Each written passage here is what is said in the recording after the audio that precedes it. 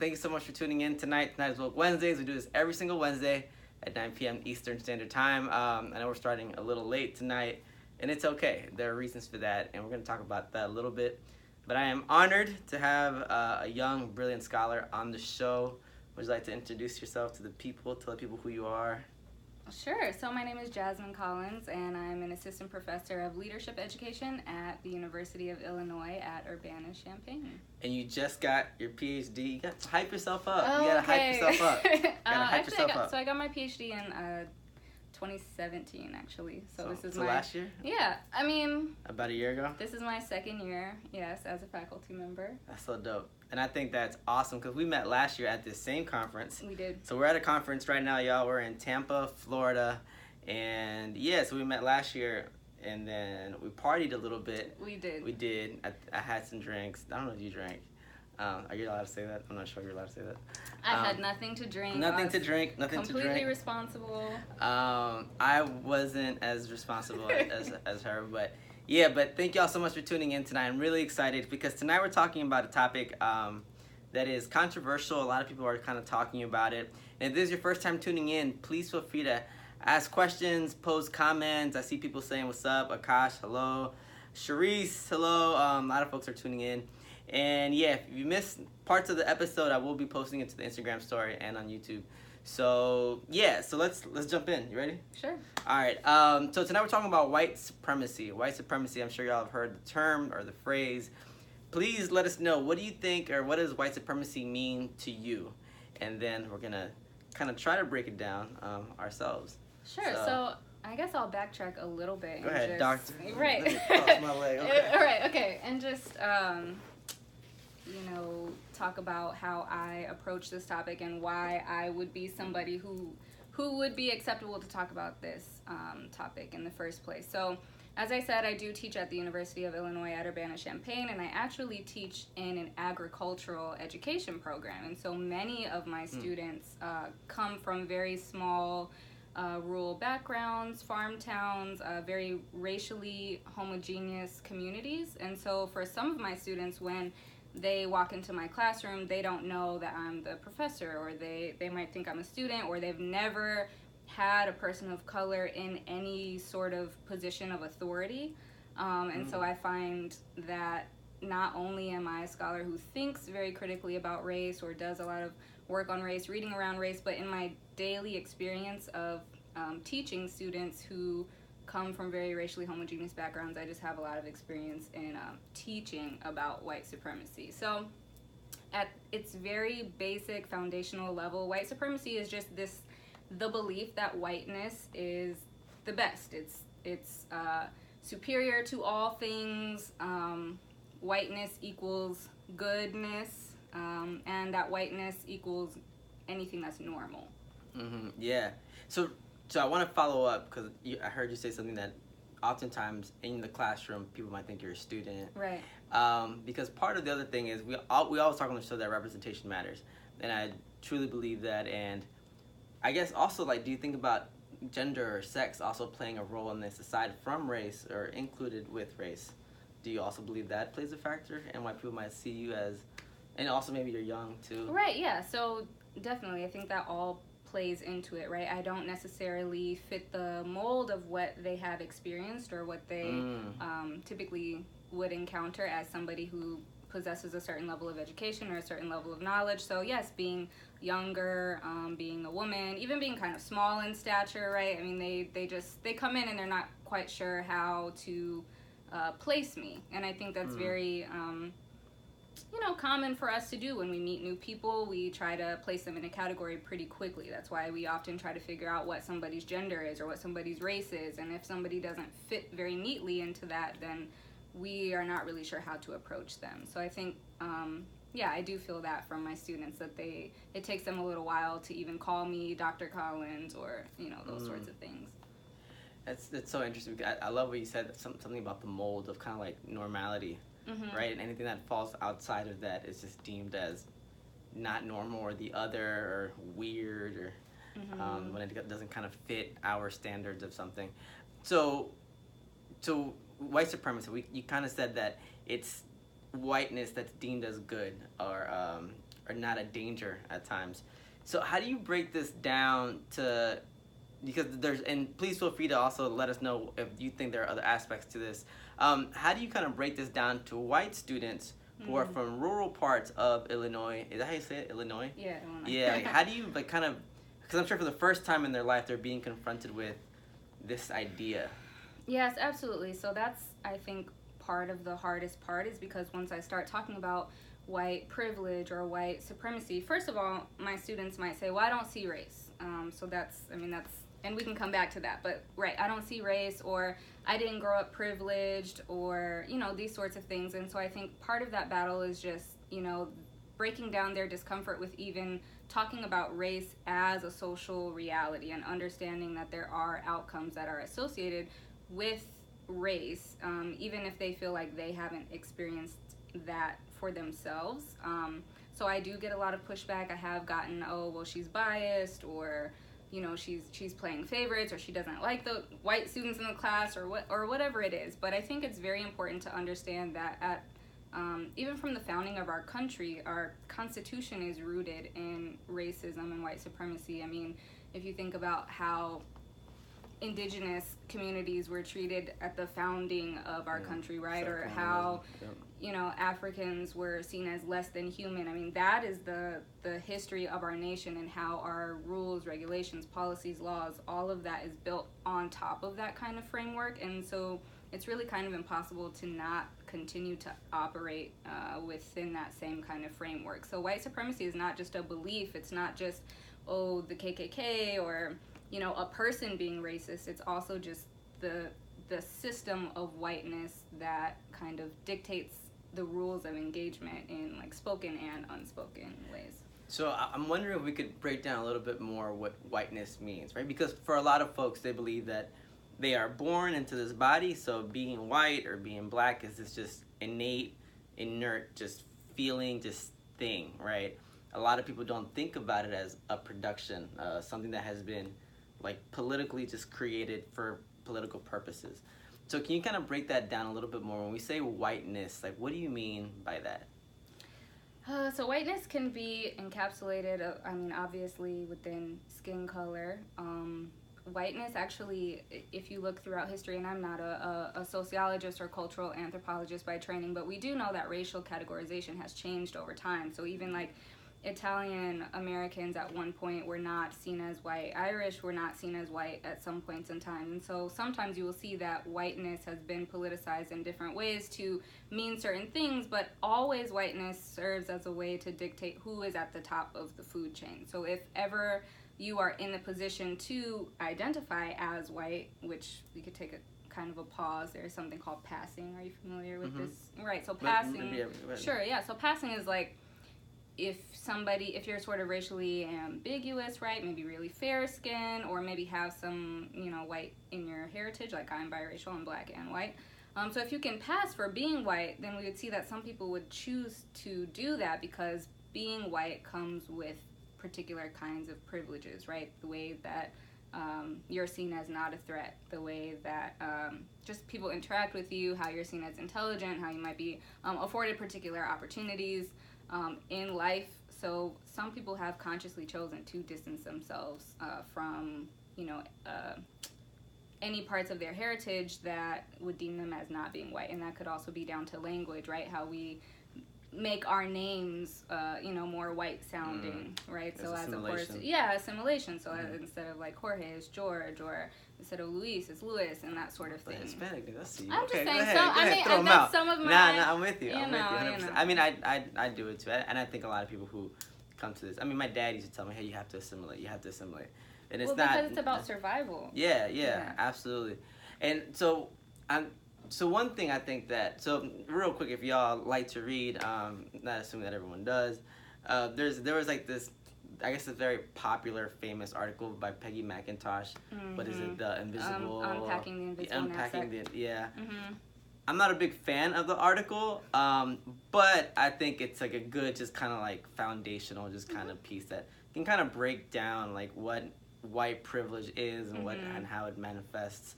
Because one thing that we're talking about white supremacy, and I love the point that you said that it's not the Klan, it's not, a Nazi. I heard a distinction recently where people were saying that's the difference between a white nationalist and a white supremacist. White nationalist, the way this person was speaking about it, is this neo-Nazis, the Klan. That's a nationalist, right? They're trying to, and by nationalists, they're trying to conserve the nation. They're trying to make it more white, right? But then a supremacist is someone who just kind of, I guess it could be really a lot of folks, and not just white people, who kind of perpetuate a white supremacy, right? I don't know if you, like, I know in a lot of just kind of Hispanic cultures will say you got to better the race. That's usually when you date someone white or not black. I haven't heard that. Yeah, it's called mejorando la raza in Spanish. And that's a way, I think, to kind of assimilate or get closer to whiteness. But colorism, right? Yeah, colorism. And that's very, I mean, especially within black communities and thinking about the experiences of black women and the experiences that black women face with colorism. I mean, I'm very keenly aware of the way that I look, right? And how that has afforded me particular privileges as well. And I think that there is always this tension within black spaces of, you know, lighter skin as being better, or, you know, a certain grade of hair is seen as more preferable. And even though we might say, you know, we're not racist or we don't want to perpetuate that, we're all still operating within the same kind of system that is teaching us what beauty is, that is teaching us what acceptable speech is, what's teaching us what acceptable attire is, and how we carry ourselves, and how we should wear our hair, and how we should do our makeup, and, you know, how we should look and present a certain way as to fit in with whatever the acceptable norm is. And I've even had, you know, this always really turns me off too, when a guy will say, like, oh, you know, like, we would have pretty babies, you know, or like,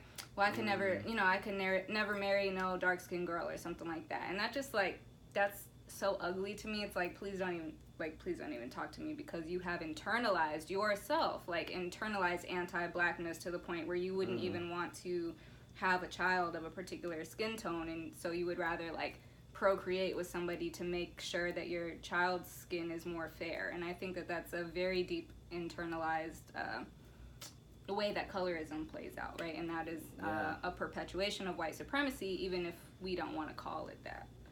I think that's a great point.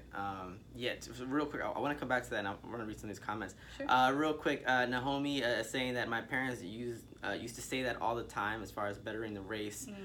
Sohail is saying that Asian communities do this as well.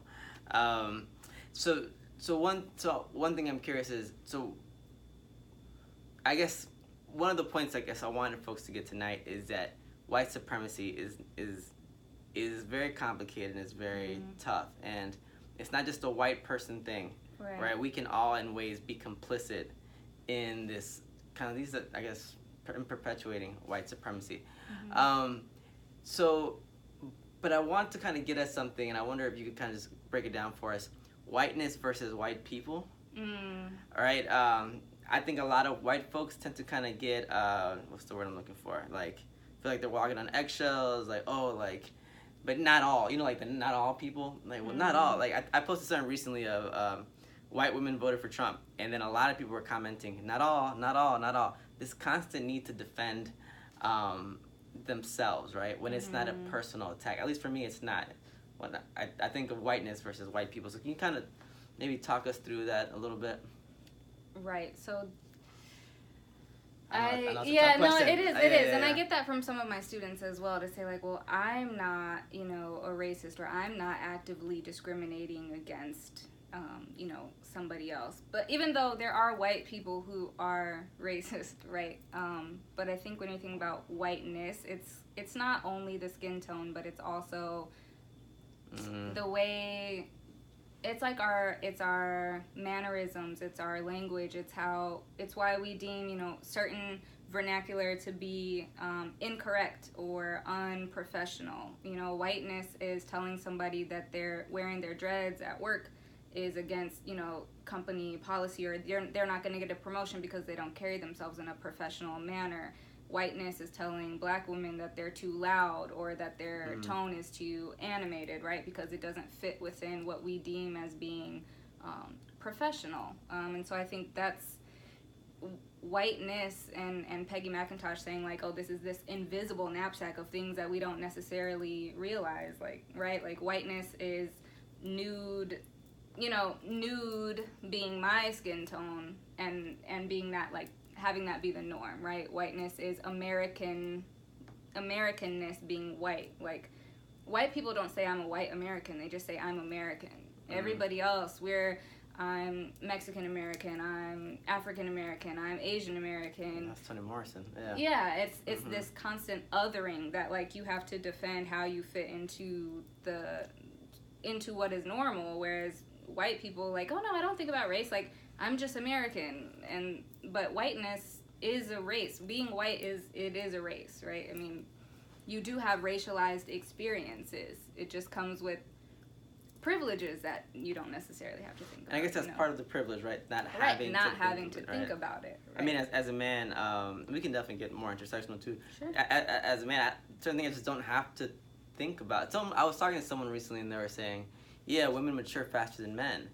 And I'm like, well, even that is very political. I'm like, why is that? Like, there's a reason why women have to, and they're forced to mature faster than guys, right? I think there's very much a political agenda behind that.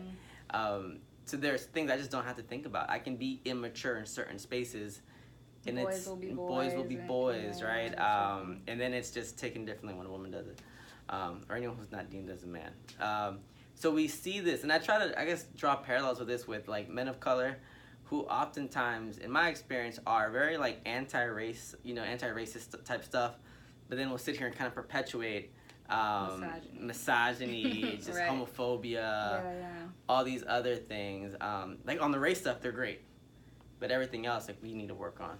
Well, and that's also, like, white women who are very pro-gender equity, but then are racist or not pro-race equity. And so, white feminists, white feminists. So that's why there is this need for an intersectional lens that says, like, okay, well, what if you're thinking about structures of oppression, like you're thinking about white supremacy and you're thinking about patriarchy or, heterosexism or classism, if you're not falling within the dominant group of that, then you're being left out of the political struggles that are, pushing for progress in one particular area. You're being left out of the conversation, and that's why it's really important for people who sit within the margins of different identities to share their experiences, right? Absolutely, and also just challenge these ideas of white supremacy. So real quick, let me read some of these comments. Sure. Alex is saying, I hate when white people get offended by the term whiteness, thinking that people are saying that we're being racist and discriminating against their skin color. No, we're just saying white people, like white people, black people, Latino people, Asian people. Now this is interesting because, I'll be honest, if I heard a white person say, oh, black people do this, these black people do this, I had a situation in class a couple weeks ago where a white student, a Hispanic student, well, Hispanics can be white too, but the point is, Hispanic student, she was saying, she was talking about a riot that happened on campus. It was like at a football game or something. And she was like, it's a white person thing to throw beer bottles. It's like, no one else does that. It's white people. And a white student was offended by it. And then the girl turns around and tells her, like, just stop. Like, you have privilege, just relax. And as a person kind of leading the class, I didn't know how to handle that. Because in my mind, I automatically flipped it. Had a white student said something like that, something that just is unsupported, while maybe stereotypically true, right? Would I have been offended by that, and would I have addressed it differently? I was like, is there sometimes a double standard? That is a very good question that I don't have an answer to, because I think it also goes along the same conversation of, okay, well, can people of color be racist?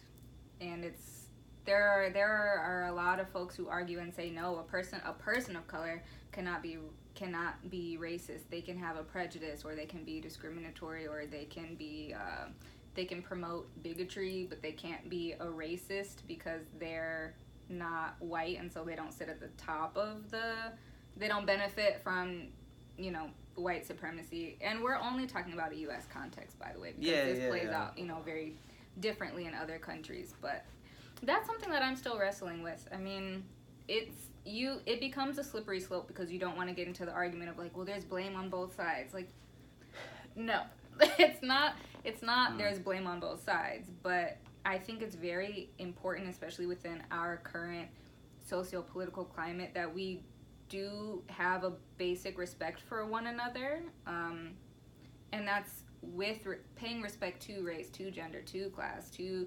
nationality, to language. You just respect, you don't have to respect where I'm coming from if I'm being a bigot or I'm putting you down in some kind of way, but at least, listen to my experience, or I guess, just basic, treat others how you would want to be treated, the golden rule. It's interesting, like the whole people can't be racist, because that'll take us down like just a huge rabbit hole. Rabbit hole, because I do believe like systematically like we can, and I think some of systematically I think Clarence Thomas is a perfect example, Ben Carson, even Obama, right, who sat at the highest seat. In a way, James Baldwin had this like really famous. I'm a huge Baldwin fan, and he talks about how I can't tell you the school system is racist. I just know what they're doing doesn't include black people, right? And I love that because in a way, like I can't sit here and psychoanalyze somebody. Sometimes things are just racist, right? Mm-hmm. But I can't sit here and psychoanalyze everybody and be like, oh well, this might have been. I don't know, but what I can say is that Ben Carson has like supported policy, and Alex Acosta, a piece of shit attorney from my university, FIU, is the only Hispanic in Trump's cabinet, and he's such a piece of shit. Like he didn't do anything he doesn't do anything when it comes to immigration, children being thrown in cages. I absolutely believe he can. That is a form of racism, even though he is a person of color. So. But the point is that and I love what you're saying, is that this conversation is just so complicated, and it can take us down a huge just rabbit hole. We can talk about this for hours. Yeah, well, I also think that there's kind of an assumption, like that a person's racial or gender identity will equal their politics, and that's not. That's not true. And so it's like I'm not necessarily identifying with you only because you're another person who identifies this way. It's like I'm identifying with your politics. So what is it that you're doing to help progress us? So I'm not identifying with someone who just because you look like me, you're not for the same things. You know what I'm saying? Not everyone who looks like you is for you. I mean, again, it goes back to what 52% of white women voted for Trump. A lot of Hispanic people voted for Ron DeSantis in Florida recently. Like, there was a youth black summit in D.C., right? All supporting Trump. Oh, yeah, I did see that. Like, so you see all these situations. I think Zoronia Hurston said that not everyone that's my skin folk is my kinfolk, right? Mm-hmm. And I think that's, just because you look like me doesn't mean you rock with me. And it's a reality that we talk about, face all the time. Mm-hmm. Real quick, I want to read some of these comments because I know y'all are commenting. Let me see. Alex is saying, if you're white and aren't using your privilege to discriminate against others, then whiteness doesn't apply to you. It's annoying when people say not all white people, we know that, and agree. Real quick, I also dislike when white people comment on y'all's posts where white people are being racist and say not all white people, as if that makes racism okay because it's only a few white people. So again, I guess getting at this thing of whiteness versus white people. Right, there's a difference between individual acts of discrimination and a system of whiteness that makes us have to behave in certain ways for our own protection. Like, and I think even, and this hasn't come up yet, but I hear this, like, oh, well, you're always talking about race, or why do we always have to talk about race, or, Obama was president, we're past that, where racism, doesn't exist, people aren't calling you the N-word, like, that's, and we don't live in a post-racial era. That's not true. Race still very much dictates how we must operate, and I think as people of color, we're constantly thinking about and talking about race because we have to be aware of the racial realities and gender as well, so we can, and different levels of intersection, so that we can navigate that safely. That's why parents have to teach their children from a very young age, especially men of color, like, hey, you are going to be presumed a criminal. You are going to be presumed older than you are in certain spaces. You are going to be, the way the police interact with you is not going to be the same way that they interact with your friends. And so from a very young age, we're internalizing this and trying to figure out how do I work my way around this, right? Like, even women, well, what am I wearing? Well, what time is it? Can I walk by myself? Can I not? It's like, that's emotionally taxing, and that's why it's at the forefront of our minds, because we have to live our lives like that every single day. Like, a white person might, heterosexual white Christian, middle class male can just walk into a space and not have to worry about the space they're taking up or how they're being perceived or what they're wearing or how they're speaking or whether, people want them there or not, or whether they think they were just an affirmative action hire or whatever. Whereas people of color are having to prove themselves every single day. Like, I feel like I have to prove that I have a PhD. Like, yes, I'm a doctor. Yes, I have my PhD. Yes, I do this research. Yes, I'm tenure track. No, I don't do qualitative work. And I know this is something completely different, but don't bring no novels in here. Okay, no. I'm just saying. Yes. So I have a question, because I think you made a very beautiful point about this post-racial. People aren't saying the N-word, right? People. Some people are. Oh, a lot of people. Yeah. But the point is that people tend to kind of think of racism in the explicit ways, right? So it's like, oh, I'm not a racist. I don't go around saying the N-word.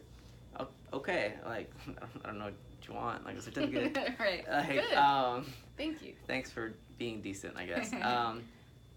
But on the contrast, like there are different ways. There are different ways to offend someone and to relegate them to this objectified, just solely less than human type of thing without really using these like racial epithets or gender epithets.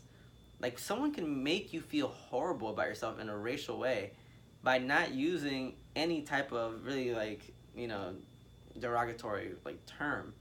So how do you think about these like more implicit ways of kind of perpetuating racisms? Right. I guess what you might be talking about in some ways, like racial microaggressions, which that language that language is being used more and more. And so racial microaggressions are they're kind of subtle. They're not really overt, but they're just kind of like subtle, racially motivated derogatory actions or comments that make the person who's on the other side of that kind of question, like, wait, was that racially motivated? Like, what did they mean by that? Did they say that to everybody? Why are they only asking me? Like, did they get asked the same question? Did they get checked at the door too? Oh, you speak well.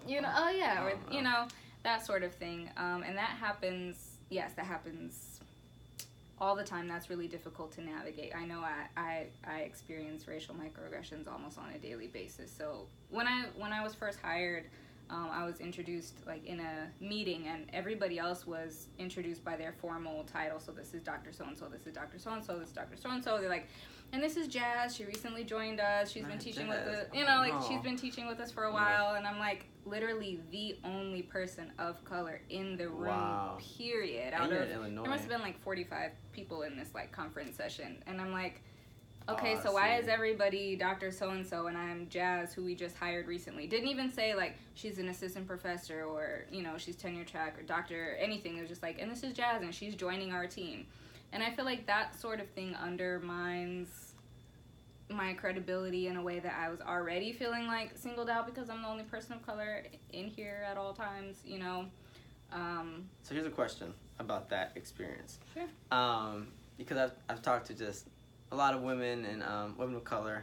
It's interesting enough, I don't really have a lot of white friends. Like, I can probably count on maybe one hand how many white people I actually hang out with. Especially white women. Like, I think I'm more skeptical of white women than I am of white men. And that's like a whole nother conversation. But there were other women, I would imagine, in this room, right? Did you feel a solidarity with them just on the basis of being a woman? Or did race was that at the forefront? So that's very interesting. The short answer is no. We ask interesting questions. Yeah, the short answer is no. I don't, even though I present in some ways as racially ambiguous, I identify very much as Black. My politics are very pro-Black, and I think that I identify racial things first. I do not feel a lot of gender solidarity in most spaces, because I do think when you're thinking about white women's experiences in particular, I'm not having the same kind of experience that you are having. It's interesting. We were sitting in a panel earlier, and our moderator in the panel was a white woman, and there was a Latina woman, a Black woman, and a Black man, and they were all talking about the struggles that they've had with the tenure process. And this white woman, she was like, I don't want you all to get the wrong idea. Like, I never had any of these issues. Like, tenure was a breeze. I never worked more than 40 hours a week. And I was just thinking, like, are you that oblivious that you can't understand, like, why your experience might have been just a wee bit different than these people who were first generation, you know, to go to school, period, and how they've had to navigate the politics of just being in the room, then having to prove their credibility, then being taxed with all this service, you know, and the diversity work. Of course you were protected. Of course you didn't have to, like, do anything extra during your tenure process. But I just think sometimes, even though white women have the gender oppression and they're constantly aware of their femaleness, right, and how they have to navigate that, they benefit from the same kind of white supremacist structure as white men do in ways that in a racial way. Yes, in a racial way. That black women and black men and any people of color just do not, you know, in the same way. I feel like I have so many questions I want to ask. Real quick, we got Kosher Woodlands just completely agreeing with you what you're saying. And let me see. Being aware of what discrimination people are facing because of their race is important to stop discrimination, because you can't stop something if you don't learn of it at first. So I'm trying to think, right? Because these intersections are obviously they're real, right? But it seems like something will always kind of supplant the other thing, right? So. And real quick, real quick side note, can you really tell the people real quick what a tenure is? Oh, tenure is when you are a faculty member, you work for a certain number of years, you kind of have a probationary period to prove your worth to the university. Yeah, that's a good way of putting it. And then after the end of this period, they will let you know, like, yes, you have tenure, meaning you have a guaranteed job here at this university until you retire. Do you feel, so this is interesting, this example of this white woman that you gave, and it's interesting because this is a conference on higher education, and there's gazillions of articles and research that tell us all this stuff already. Right. And this, anyways. So I wonder, like, do you sometimes try to find solidarity with white women, or do you feel like that is just a hard thing to do? Man, we ask tough questions on Woke Wednesdays. Yep. I find that it's a hard thing to do, but I find that it's something that I am wanting to explore a little bit more. So part of my research is around leadership, and I know there's a gender in leadership or a women in leadership conference coming up, and I've been thinking just said all about. the conferences. I'm sorry, and I was thinking about, like, you know, do I want to present something here, or will my work be accepted here, or how am I going to fit into the space? And sometimes I think this is very understandable why people of color are resistant or hesitant to really, like, be in white spaces or engage with white people around these kinds of issues, but there are some really, really, really genuine, really hardworking white people who do have an understanding of these things, who are working really, really hard for equity, who care very deeply. And so it is not fair to just be like, oh,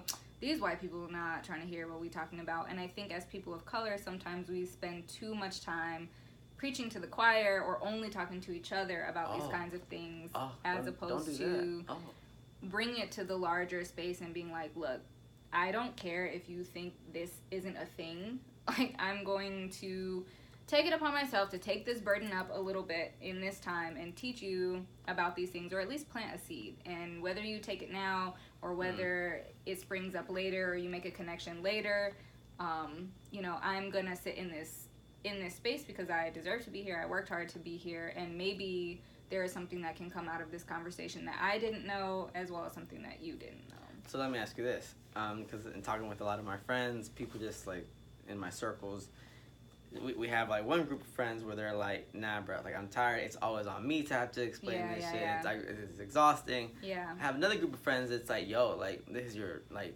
moral obligation, because if you don't, who's going to? Yeah. And then it's like, well, it's not my job to do. Yeah. So how do you kind of think about that? And I'm wondering if y'all have ever experienced this where it's like, bro, again, I gotta finish it again. Like, there is something called racial battle fatigue that is real. oh, right? I didn't know that was racial battle fatigue. I didn't yeah, know that just, was like a whole term. term. A whole Okay. thing. Yes. Man, I have fatigue. Yes, it is. Racial battling. Yeah. Yeah, from doing that work all the time. And it is, a student of mine asked me about this. She's white, and she works in a very conservative, she works for the Illinois Farm Bureau, and that's a very conservative organization. Conservative, it's very white male driven. So being a woman in the space, she's very keenly aware of that. But she's also very pro social justice and is very eager to learn. And she is often the only person speaking up. And she tells me really overtly racist things that they will say. I mean, they do use the N-word. They had a golf outing where they like wore sombreros and like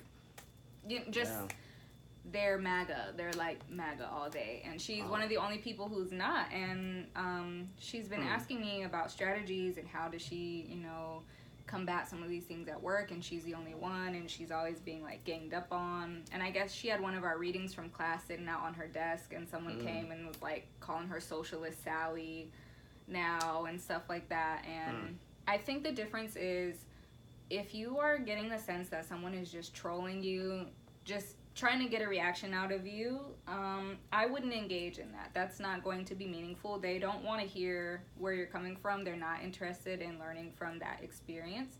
But if you're having a genuine conversation and they're, or if somebody says something and you tell them like, hey, I was really offended by that, and they say, oh, I'm so sorry, I didn't mean to do that, and they seem like they're open to that conversation, then engage with that. Yeah. If you address and say, it really didn't sit well with me when you said this, and they're like, oh, like, I'm not racist, I would never, like, I have black friends or whatever, then it's like, maybe you could say something or try to drop a little knowledge or something, but I wouldn't invest or waste too much time, because I just think, like, the level of readiness is really important, and if they're not ready to hear what you have to say, you're just going to be wasting. I think that's a great point, and I think sometimes, to your point, and I need to do better at this for sure.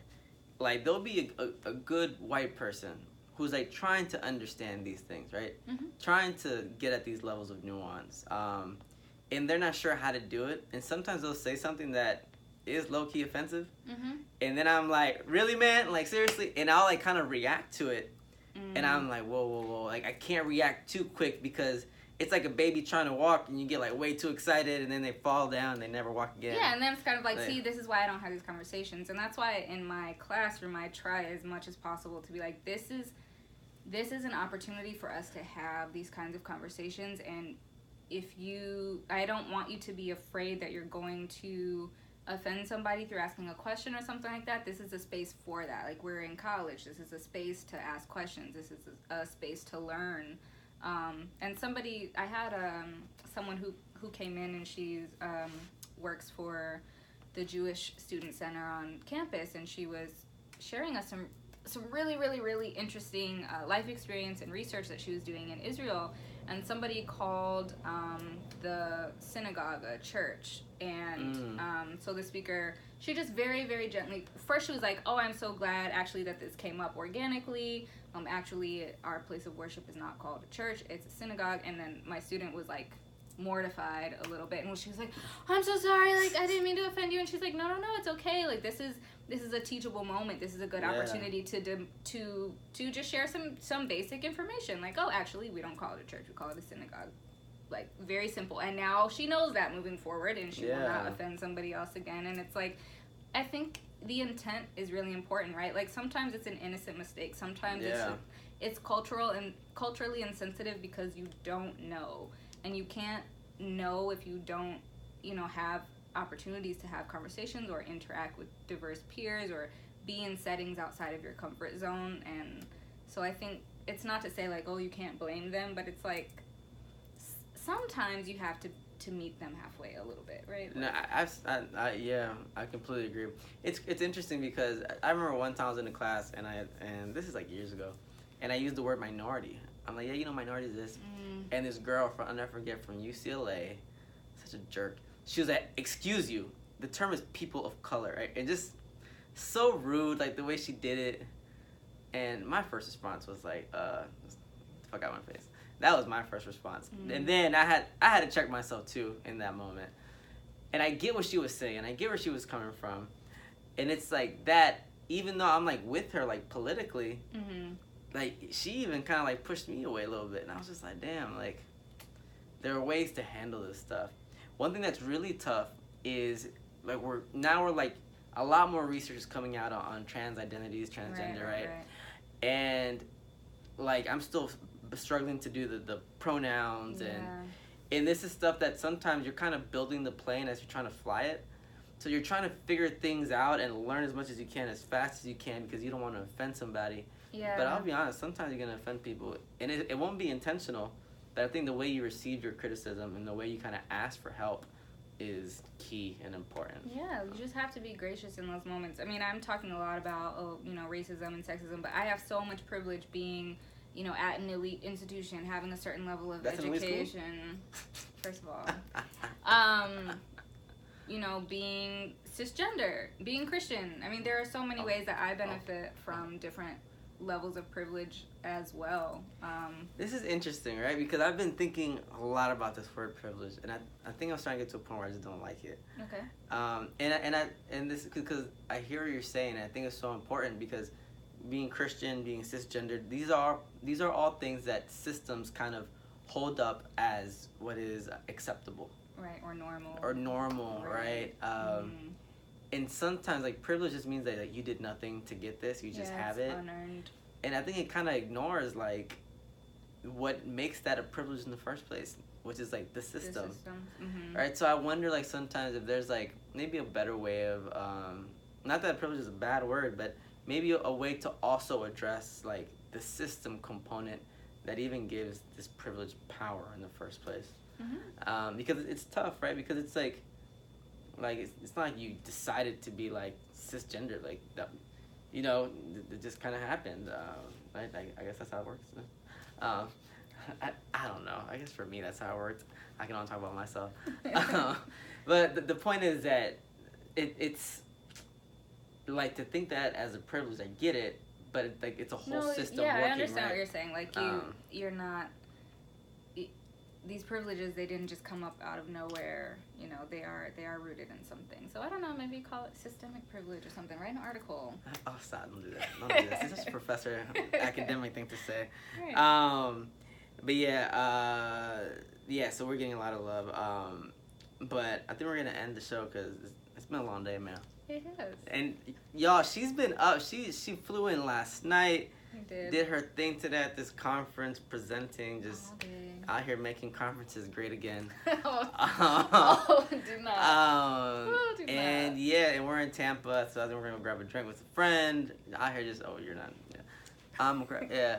But y'all, thank you so much. I hope y'all learned something. I feel like a lot of people were just were tuning in, and oftentimes people are more quiet is because people are just kind of listening, kind of reflecting. Because what we talked about tonight was very complicated. Like their whole people have dedicated years and decades to writing this. I don't know. And I think our understandings are always changing. So. Oh yeah, for sure. As a teacher, I can't just leave it. I can't just be like, okay, good night. I mean, so hopefully there's some takeaways here, right? So yeah, some takeaways here. So white supremacy goes beyond just individual discrimination. I see you with the wrap up. Okay. White supremacy is a system. It governs the ways that we interact with one another. It dictates who benefits, who does not. And even though we may not be actively trying to perpetuate this, we are all existing within this kind of structure of white supremacy. And so the more that we are able to recognize the signs, right, be able to dismantle it, disentangle it, then that's how we begin to address it. I think that's beautifully said. That's a great wrap up. Thank you so much, Dr. Collins. Thank you so much for having me. Thank you so much for being on the show. Y'all, thank you so much for tuning in. We do this every single Wednesday. Next week, we're talking about the overlap of Trump and capitalism. Ooh. And so we have an awesome social justice group from FIU, from the university. They're a very anti-capitalist organization, which is pretty dope. So we're going to be having great conversations. The week after that, We're talking about black girl hair, and then good hair, kind of tensions. So we have a whole panel of young black women on the show ready to talk about that. Definitely excited. Cool episodes coming up. Dr. Collins, thank you so much for being on the show. Thank you for gracing us with your presence. Thank you for having me. And y'all, thank you for tuning in, and we'll see y'all next week. Have a good night. Oh, and it's always awkward.